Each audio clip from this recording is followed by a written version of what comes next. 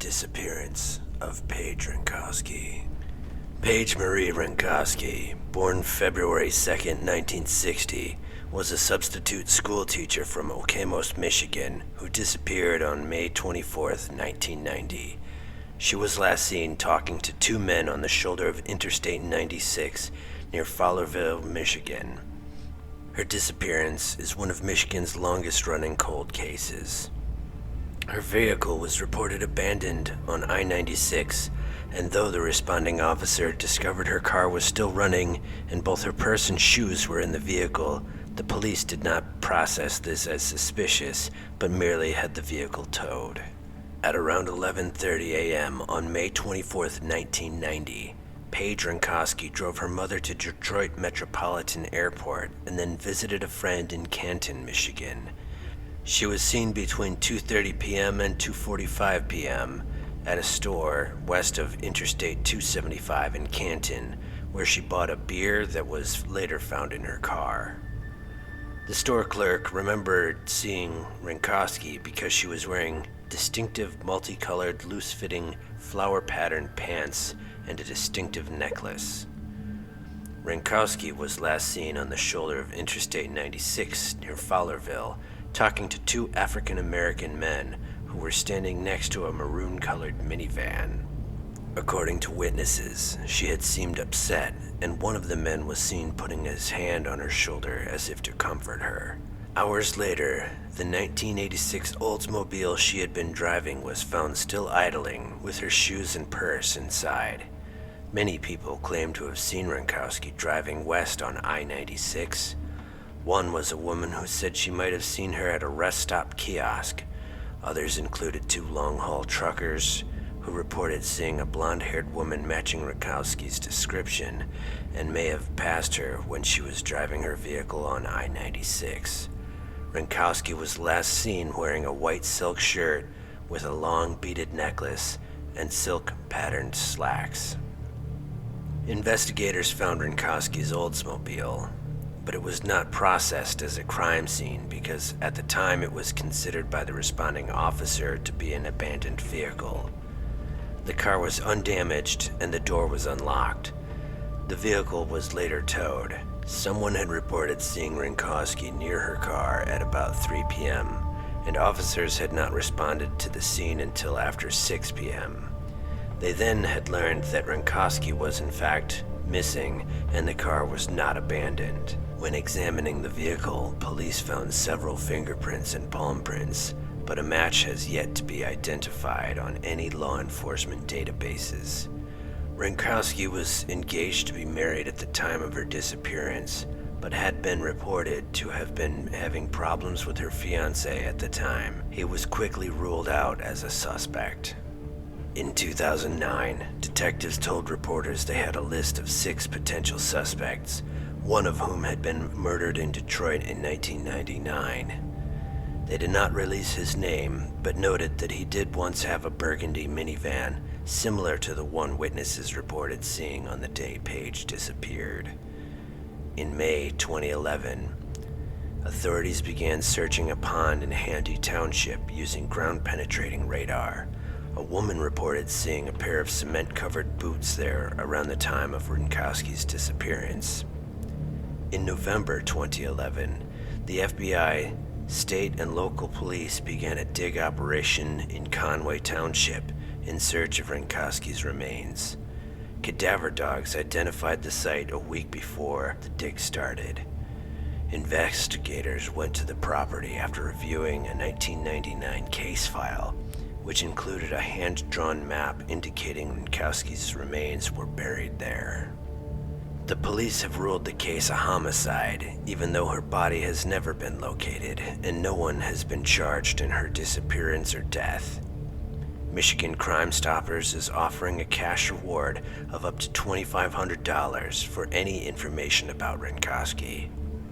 As of 2019, cold case investigators of the Livingston County Sheriff's Department continue to work the case.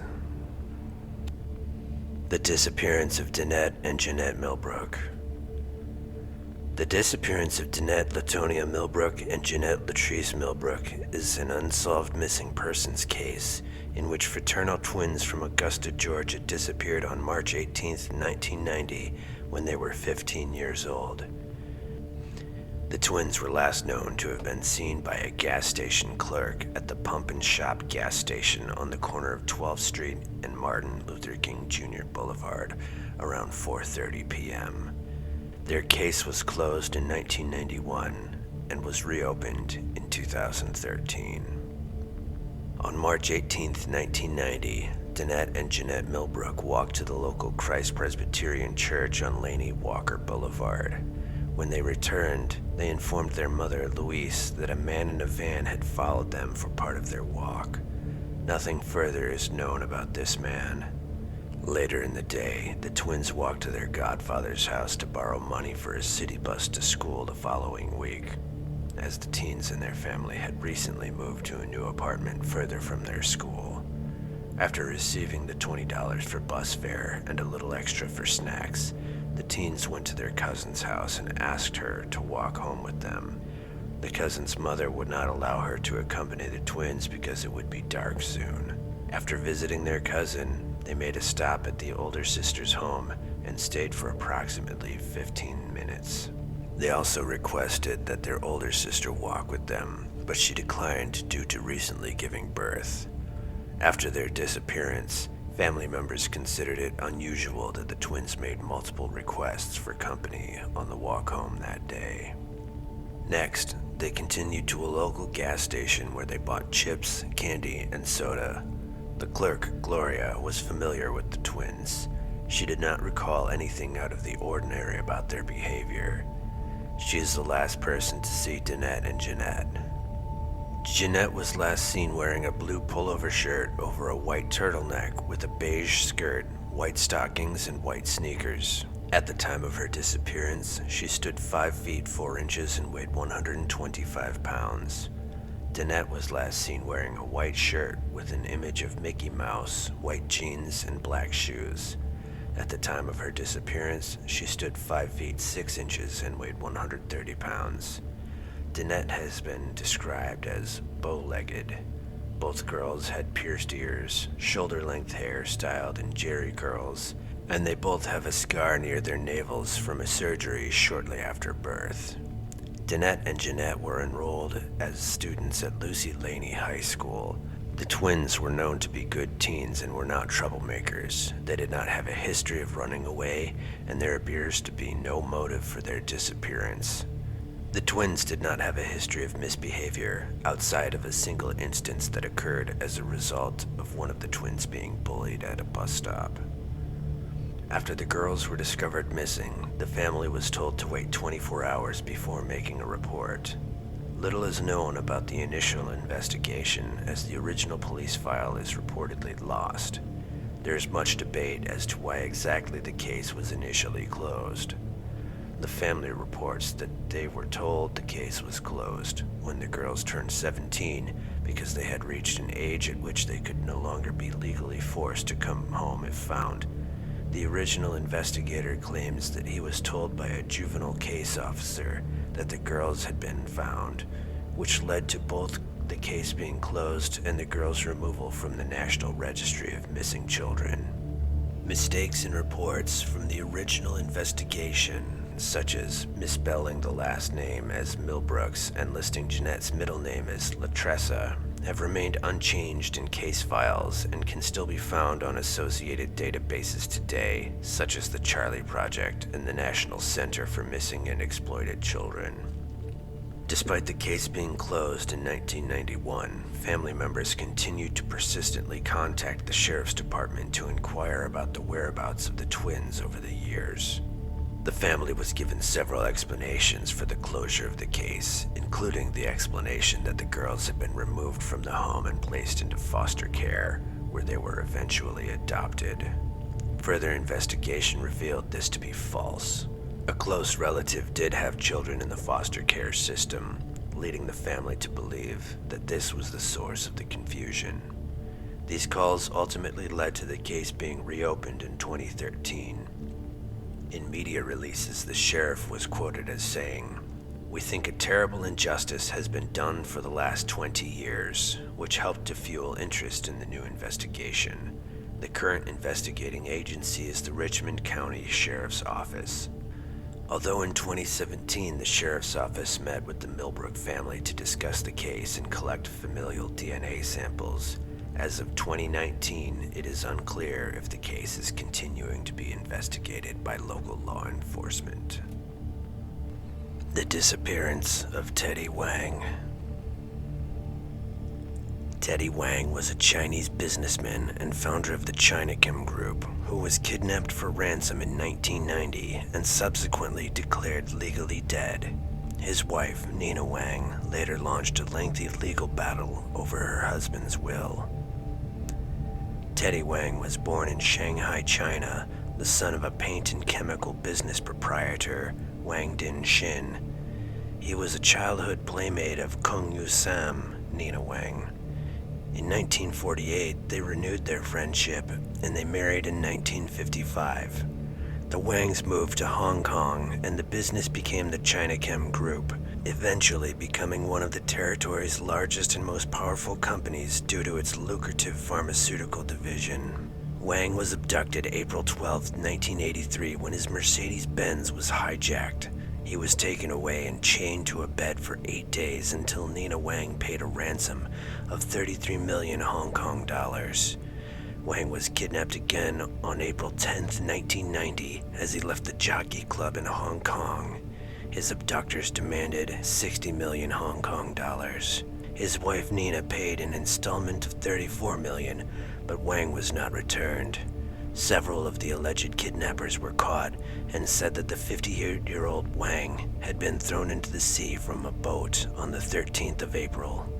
His body was never found, and he was declared legally dead in 1999. Wang's will was disputed by Nina, the eventual chief beneficiary. According to Nina's personal assistant, she had received phone calls from Teddy up to the year 2000. The disappearance of Ames Glover. Ames Glover disappeared on the 5th of February, 1990, at the age of 5 months from the back seat of his father's car in West London. No trace of him has ever been found. Ames' father, Paul Glover, reported to police that he had left his son in the back seat of his car in Southall for approximately 20 minutes while he went to a cash point, followed by a takeaway restaurant. On his return, he discovered that Ames was missing. Over 2,000 people, including both of Ames' parents, were interviewed by police investigating his disappearance, but no charges were brought and there were no solid leads on what had happened to him. Police conduct of the case has been criticized, and subsequently information about Ames' family's setup, his parents were estranged at the time of his disappearance, and he had been on an at-risk register, was passed to the media by police, and it seems likely that this led the case to receive a much lower public profile than other child disappearances around the same time. Ingrained racism in the media and public attitudes have also been implicated. Writing about the case in The Independent over 2 decades after Ames disappeared, Philip Hensher reflected that it is harder to make a good story out of a missing black child than out of one with blonde hair and blue eyes. After pressure from Ames' mother, the case was reopened in 2002 under the control of Scotland Yard's Racial and Violent Crimes Task Force. In 2003, police officers traveled to Ghana in West Africa after a tip-off that Ames may have been taken there. A reward was offered for information, but inquiries proved fruitless. DNA tests from 2 young men from Ghana named in relation to the case were negative. There have been periodic appeals for new information since then, but with no significant progress.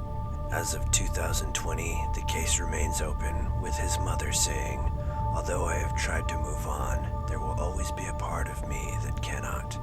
I need to know what happened to Ames." The disappearance of Christopher Matthew Kerze. Christopher Matthew Kerze is an American teenager from Eagan, Minnesota, who was last seen April 20th, 1990. His abandoned vehicle was found 2 days after his disappearance. He is one of the many missing people featured in Soul Asylum's music video for Runaway Train. On April 20th, 1990, Christopher reportedly stayed home from school, indicating that he was sick. The family vehicle, a blue 1988 Dodge Caravan, was missing when his parents returned home later that day. They found a note from Christopher stating that although something important had come up, he would be back by 6 p.m. unless he got lost, which was unusual as the word lost was underlined twice on the note. At the time of his disappearance, Christopher was wearing a light blue denim trench coat, black sweatshirt, blue jeans, a black leather belt, and brown leather boat shoes. The family received a letter from Duluth, Minnesota on April 21st, 1990, saying that Christopher had lied about being sick in order to gain usage of the van and go, quote, to not even I know where. The note further states that he intended to end his life and apologized for this to his loved ones. Christopher had a 20-gauge shotgun with him, although he had not taken any ammunition. Authorities have speculated that he may have discarded the gun, but they are not certain of that. The van was located abandoned 2 days later on April 22nd, 1990, near Grand Rapids, Minnesota. After his disappearance, posters were distributed and extensive searches were made in an attempt to find Christopher. In 2004, an anonymous letter was received by the Eagan Police Department suggesting they should stop trying to find Christopher and he would return home when he is ready. The police were unable to authenticate the communication and decided that it had been a hoax. A week after Christopher's disappearance, his parents began receiving a series of strange phone calls. When they answered the phone, there was a lot of noise on the other end, like a party. And when they tried to talk or ask who it was, the caller would hang up. Christopher's neighbor and best friend also began receiving these types of strange phone calls. Miss Kerze maintains that it was her son because they had never had that kind of event before. After 6 months, those calls stopped abruptly, and no new leads were obtained. In 1993, the alternative rock band Soul Asylum released the song Runaway Train. The music video for the song featured information and pictures of missing children, with Christopher being featured in the American version. There was renewed interest in the case in late 2016 after Jake Wetterling's case was resolved. New age-progressed photos of Christopher were created and missing persons posters were distributed with those photos. The family also gave media interviews regarding the case. The disappearance of Trevelyan Evans. The disappearance of Trevelyan Evans is a missing persons case from 1990 concerning a 52-year-old woman who vanished without a trace from her antique shop in Llangollen, Denbighshire, Wales, United Kingdom.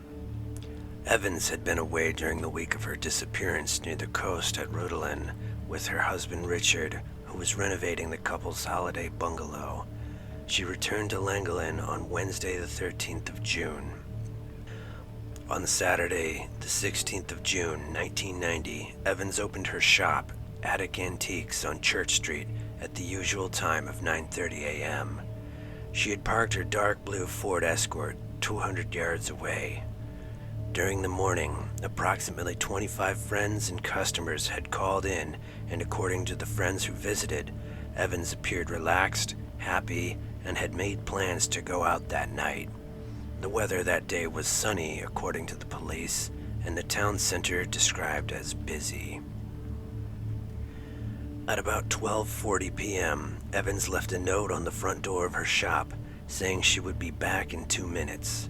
A smartly dressed man was reportedly seen talking to her in the shop shortly before she left the note. This man was never traced.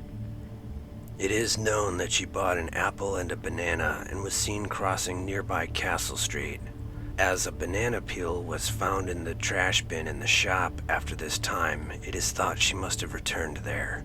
However, this has never been confirmed. Evans' handbag, car keys, and jacket, along with fruit and flowers that she had intended to take home, were left behind in the shop. Her car remained parked where it had been left. The last confirmed sighting of Evans was near her home on Market Street at 2:30 p.m. There were 2 more suspected sightings, both unconfirmed.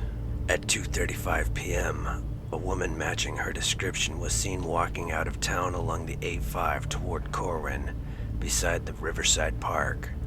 At 3:45 p.m., there was another sighting, this time of a woman walking into Park Avenue from the direction of the River Dee. Every household in Llangollen, as well as scores of people from further afield, were interviewed. More than 1,500 names were checked, and about 700 cars were eliminated from the inquiry. Searches of the River Dee, the canal, mine shafts, and caves in the Llangollen area were carried out, but no trace was found. An artist's impression of a man in a blazer apparently seen in her company was drawn up and circulated during the investigation in 1990. In January 2001, the case was reopened by police in the hope new forensic techniques would suggest fresh evidence. Evans' husband Richard was arrested in June 2001, but later released without charge. Police also ruled out an artist's impression of a man allegedly seen with Evans shortly before her disappearance as no longer accurate. The case was re-examined in 2010 on the 20th anniversary of Evans' disappearance. In September 2011, it was reported that police were looking into possible connection between Evans' disappearance and a convicted serial killer named Robin Lagus. Lagus served a life sentence for the murders of 3 men in 1994 and died in 2022. In January 2012, however, police ruled out any possible connection. Apparent sightings of Evans have been reported in London, France, and a remote town in Australia. In 1992, woodland in the World's End area was searched after a tip from someone claiming to be a spiritualist medium. In 1993, police sniffer dogs searched a canal bank near Llangollen after a woman wrote to police stating that she had been overwhelmed by a feeling that Trevelyan was nearby. No money was ever taken from her bank account, indicating to police that she may have been abducted and murdered. Some people disappear without a trace, as if the hand of some eldritch thing reached out from the shadows and took them. Some, no doubt, met a terrible end at the hands of their fellow man. Others still came by their fate by their own hand. Whatever the case, if you have any knowledge of the fate of any of the aforementioned cases, reach out to the relevant authorities so that the families of the missing might find some closure. Like and subscribe if you've enjoyed this narration. Expedition Mystery, signing off.